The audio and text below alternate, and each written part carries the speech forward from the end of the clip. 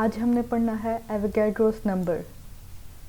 अब Avogadro number होता क्या है, पहले definition. The number of particles में अब एटम्स भी आ जाते हैं, मॉलिक्यूल्स भी आ जाते हैं, फार्मूला यूनिट्स भी और आयंस भी। अब एक जो एलिमेंट होगा उसके एटम्स होंगे, उसके पार्टिकल्स। एक मॉलिक्यूल होगा तो उसके मॉलिक्यूल्स उसके पार्टिकल्स होंगे। कोई आयनिक सब्सटेंस होगा उसके फार्मूला यूनिट्स उसके पार्टिकल्स होंगे। और अगर कोई आयंस होंगे तो उसके आयंस ही उसके पार्टिकल्स होंगे। So the number of particles which are present in one mole of a substance is called Avogadro number। अब जो एक मोल होगा किसी भी सब्सटेंस का, उसमें जितने भी पार्टिकल्स प्रेजेंट होंगे, चाहे वो एटम्स हो, मॉलिक्यूल्स हो, फार्मूला यूनिट्स हो या आयंस हो, उस वन मोल्स के पार्टिकल्स को हम कहेंगे एवोगैड्रो नंबर। और the number of atoms, molecules और ions in 1 gram atom of an element. अब ग्राम एटम 1 मोल को ही कहते हैं। Of an element 1 gram molecule of a compound. Gram molecule भी एक मॉलिक्यूल का 1 मोल हुआ। And 1 gram of ionic substance, मतलब आयनिक सब्सटेंस के 1 मोल में respectively is called Avogadro number. अब एक एटम में जितने उसके एटम्स होंगे 1 मोल में, और मॉलिक्यूल में जितने उसके मॉलिक्यूल होंगे 1 मोल में, और आयनिक सब्सटेंस में जितने उसके आयंस होंगे 1 मोल में, उन पार्टिकल्स को हम नाम देंगे एवोगैड्रोस नंबर का। It is represented by N यहाँ कैपिटल आएगा और ए भी कैपिटल होगा, लेकिन इसके नीचे छोटा सा हम लिखेंगे कैपिटल अल्फ़ाबेट में। It's value is 6.022 into 10⁻23। इस वैल्यू को आपने याद रखना है, इसको भूलना नहीं है, ये आगे आपके बहुत काम आएगी। इट्स यूनिट इज पर मोल। ठीक, एग्जाम्पल्स हम पढ़ लेते हैं। 1 मोल ऑफ सोडियम। अब 1 मोल है सोडियम के, उसमें 23 ग्राम तो उसका मैस हो गया। अब उसमें एटम्स कितने होंगे, एवोगैड्रो नंबर होंगे। एवोगैड्रो नंबर कितने हैं, 6.022 इंटू 10⁻23। अब किसी भी चीज़ का 1 मोल होगा उसमें इतने एटम्स प्रेजेंट होंगे, ये उनकी वैल्यू है। ठीक, अब ऐसे ही ये सल्फ्यूरिक एसिड का 1 मोल है, इसका मैस ये है, तो उसमें मॉलिक्यूल्स कितने होंगे, एवोगैड्रो नंबर मॉलिक्यूल्स प्रेजेंट होंगे।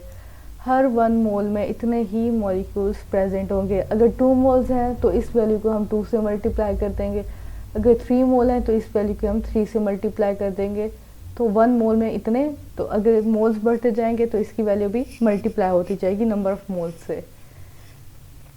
फिर है 1 मोल ऑफ कैल्शियम क्लोराइड। ये आयनिक सब्सटेंस जो कि क्योंकि इसमें आयनिक बॉन्ड है तो इसके हैं 111 ग्राम, ये इसका 1 मोल हुआ। तो इसमें फार्मूला यूनिट्स कितने हैं, Avogadro number of formula units.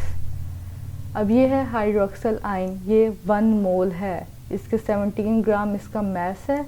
और इसमें आयंस कितने होंगे, वो होंगे एवोगैड्रो नंबर जो कि वैल्यू ये है। तो ये इसके एवोगैड्रो नंबर होंगे जो कि 1 मोल में जितने पार्टिकल्स प्रेजेंट हैं उसको हम एवोगैड्रो नंबर से रिप्रेजेंट करेंगे।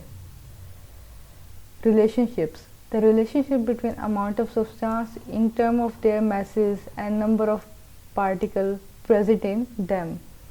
Amount of substance मतलब आप पार्टिकल्स ही देख लें, जितने मतलब उसमें सब्सटेंस में जितने पार्टिकल्स होंगे वो उसकी अमाउंट होगी। In term of their masses and number of particles in them. अब इसको हम फार्मूला के हमने number of atoms, number of molecules, number of ions हमने निकालने कैसे हैं, इसके लिए हमें एवोगैड्रो नंबर्स की ज़रूरत होगी। और हम इसकी वजह से एक एलिमेंट में नंबर ऑफ़ एटम्स या कंपाउंड में मॉलिक्यूल्स या आयनिक स्पीशी में आयंस निकालेंगे। तो उसके लिए हमें अगर एटम है, एलिमेंट है, तो उसके लिए हमें मैस ऑफ एलिमेंट चाहिए होगा जो हमें गिवन होगा, एटॉमिक मैस या फिर उसका मोलर मैस जो कि हमें याद रखना पड़ेगा जो भी हमें एलिमेंट या कंपाउंड दिया जाएगा। फिर उसको हम मल्टीप्लाई कर देंगे एवोगैड्रो नंबर से, जो कि ये वैल्यू है, इससे मल्टीप्लाई कर देंगे, वो हमारे पास निकल आएंगे नंबर ऑफ़ एटम्स।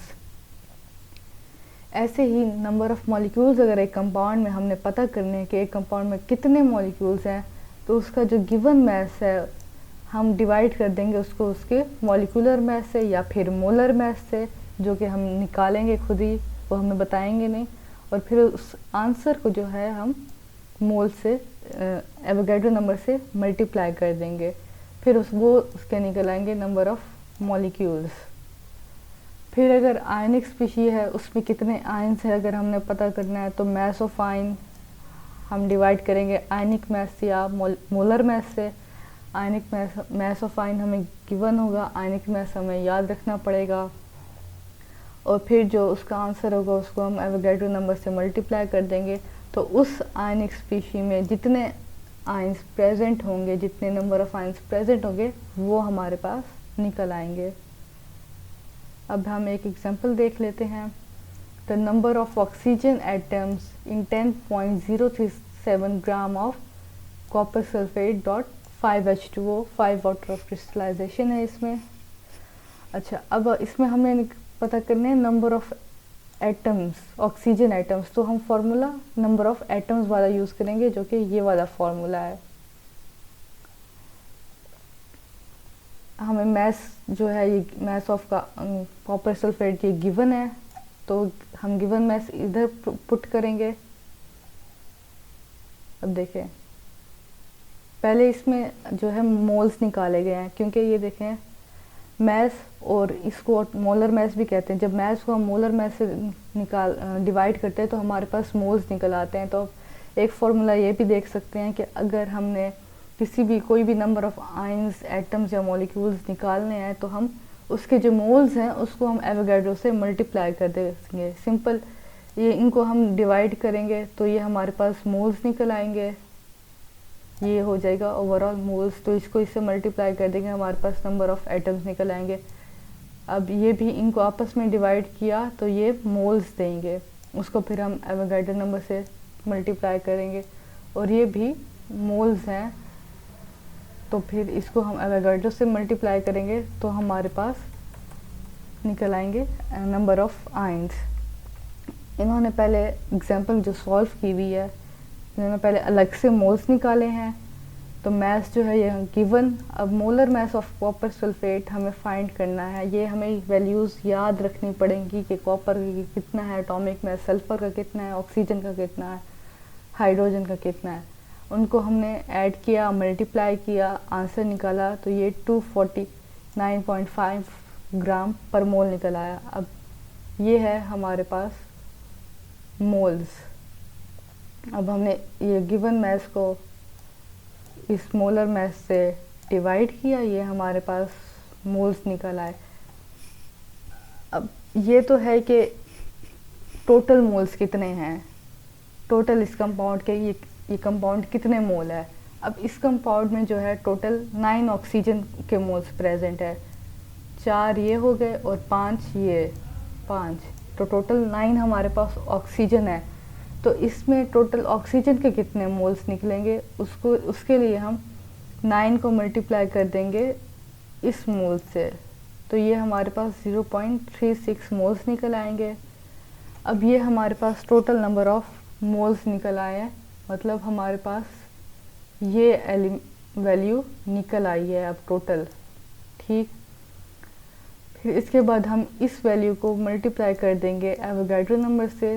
ये ऐसे 0.36 मोल्स को हमने मल्टीप्लाई किया एवोगैड्रो नंबर से, ये हमारे पास फिर नंबर ऑफ ऑक्सीजन एटम्स निकल आए।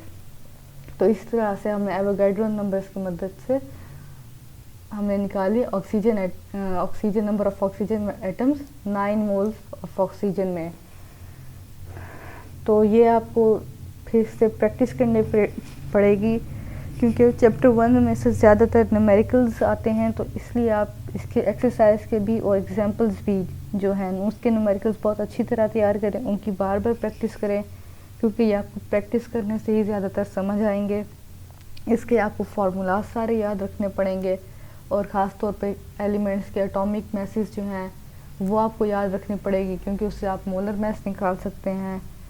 उसके अलावा प्रैक्टिस करें, बहुत करें इस चैप्टर की। इस चैप्टर को प्रैक्टिस के बगैर ये चैप्टर नहीं आता। तो ये था हमारा आज का लेक्चर, इंशाल्लाह फिर आगे पढ़ेंगे। अल्लाह हाफिज़।